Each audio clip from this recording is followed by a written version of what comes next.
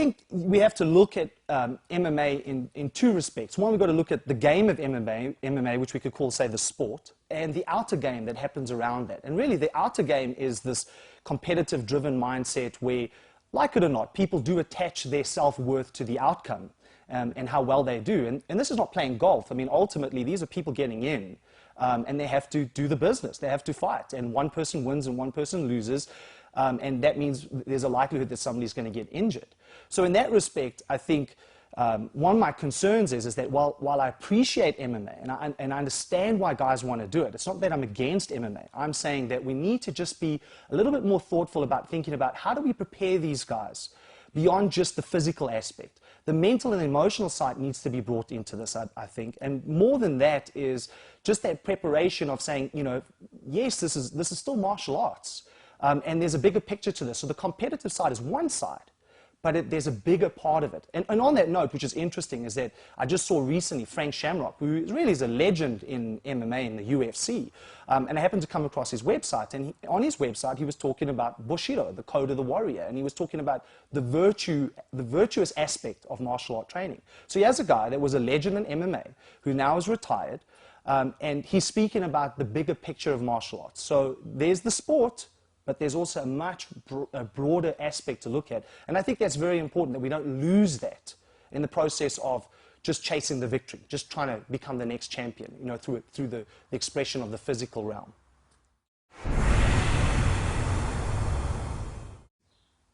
Well, you know, I don't really have much to do with EFC in the sense that, you know, the only person that I work with is Costa, because he was a long-time client and I agreed to work with him. Again, my view is that I think that mixed martial arts and the EFC could be a stage for a modern-day initiatory rite for young men. But that has to be seen in that light. I think my concern is really this, is that there is an idea that basically it's all about winning. It's all about dominance. It's all about beating somebody. And I'm not saying that all MMA guys think like that. Of course, there are some level-headed people within the game. But I think that's also because they came from a traditional background of traditional martial arts, and those values were infused within them through their training, and they've brought that into MMA. But the new guys on the block, the new kids on the block, it's almost there's a disconnect between the martial aspect and the art. And I think we can distinguish between martial artists and martial athletes. Right, a martial artist is somebody that trains the martial aspect, but is still tied very much to the virtue, the warrior codes, the ancient kind of codes of the samurai or chivalry, where it was always more than just about fighting. Where we have now martial athletes where it's become purely a sport and it's just about fighting and winning. And I'm going to measure my self-worth by who I can beat. That's my concern. And I think we have to be we have to be careful that we don't just get to the point now where people are attaching their self-worth to how well they do in the fight arena and who I can or cannot beat. I think ultimately MMA can be so much more than that. And so, you know, there's a positive and a negative to this, as there is in any sport, you know, that you come in contact with. There is a reluctance to talk about this stuff in MMA. They're very quick to talk trash about their competitors or the competitive teams, a very tribalistic thing going on, but nobody wants to talk about that there possibly could be some negative consequences. And I think that's detrimental. I think if you look at any sporting activity, there are both pros and cons, and if we understand the cons, the things that could possibly be negative, we can enhance the sport for everybody. And so I think one of the things for me that's missing is the kind of the virtue, the values that has always been espoused in martial arts throughout history, has been neglected in favor of competitiveness, about winning, and ultimately who I can or cannot beat. This is not playing golf, like I said earlier. It's not hitting a ball. You know, you miss the hole, okay. But more so than that, I mean, this is a physical event. I mean, ultimately, you're going in, and the ultimate goal is to end this in a physical way. There's only a few ways you can win an MMA match. Either you knock this guy out, you submit him and you tap him out, or he decides he doesn't want to carry on in his corner, throws in the towel. Those are the three ways. But there is a consequence psychologically to being beaten. It's been positioned as a sport. My concern is that without bringing in all the things that really made martial arts an art form, which is attaching to the virtues. And again, if we go back historically, we've got the samurai and we've got chivalry and all these things. There was a very good reason for that. I mean, if you think about it, it's a yin and yang thing, really, right? So you've got yang as the physical and yin as the kind of, if you want to call it, feminine qualities, right? And so it's the softer things. And so why would you have a code? Why would the samurai, for example, insist that the samurai learned calligraphy, learned art, learned play? You know, they had to put on plays. Why would you do that in a warrior culture? Well, one of the reasons you would do that is you would ensure that there was a balance. Had you not done that, the very people that you have entrusted to protect the society are now going to become the very people that become the mercenaries in that society. That is the downfall of a focus on the warrior archetype in exclusion to everything else.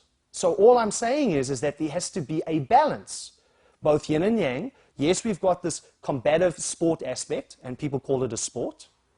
But on the other side, it's still a warrior expression where people get in and they fight, you know, and ultimately to win. And there's going to be consequences to that, psychologically and emotionally. So my goal is, as a coach, is to ensure that the people that I train, that are equipped psychologically and emotionally to handle things like defeat. You know, yes, you may lose on the golf course and it may be $1 million, but losing in a cage environment can be devastating psychologically. And for some people, they may never be able to recover from that.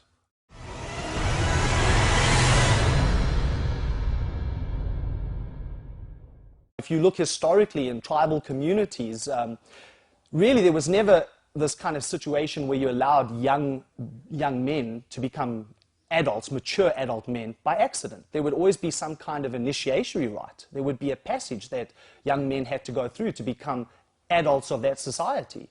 What is available today in the 21st century for young men?